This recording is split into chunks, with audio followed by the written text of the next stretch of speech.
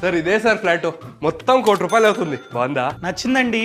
30 lakhs down payment చేస్తున్నా, remaining 70 lakhs home లోన్కి apply చేస్తా, తీసుకోండి. Thank you sir. కౌశిక్ పిచ్చా నీకు? నీ దగ్గర ₹1,00,00,000 సేవింగ్స్ ఉన్నాయి కదా, ఆ కోటి పెట్టి డైరెక్ట్ ఇల్లు కొనొచ్చు కదా, మళ్ళీ హోమ్ లోన్ ఎందుకు?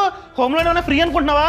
ఒకవేళ నువ్వు కనుక 70 లక్షల హోమ్ లోన్ తీసుకున్నావు అనుకో, టెన్యూర్ 20 years, వడ్డీ 9% అనుకుంటే నువ్వు కట్టాల్సిన వడ్డీ 81 lakhs. 70 అసలుకి 81 lakhs వడ్డీయే కట్టాలి. పిచ్చోడా చూడు, 30 lakhs డౌన్ పేమెంట్ చేసా, 70 lakhs హోమ్ లోన్ కి అప్లై చేస్తా. సో ఈఎంఐ 63,000 ఎంతో వస్తుంది. సో నా పాకెట్ లో 70 lakhs మిగులుతాయి. ఈ 70 lakhs ని బాగా రీసెర్చ్ చేసి ఇండెక్స్ మ్యూచువల్ ఫండ్స్ లో 20 years టెన్యూర్ కి ఇన్వెస్ట్మెంట్ చేస్తా. ఎందుకు 20 years? ఇక్కడ హోమ్ లోన్ కూడా 20 years కాబట్టి అక్కడ కూడా 20 years టెన్యూర్ ని చూస్ చేసుకుంటా. సో ఇన్వెస్ట్మెంట్ చేయగానే SWP ని నేనైతే చూస్ చేసుకుంటా. అంటే ఎంత అయితే అమౌంట్ ని చూస్ చేసుకుంటామో అంత అమౌంట్ ప్రతి మంత్ ఆ ఇన్వెస్ట్మెంట్ నుండి విత్డ్రా అయ్యి మన బ్యాంక్ అకౌంట్ లో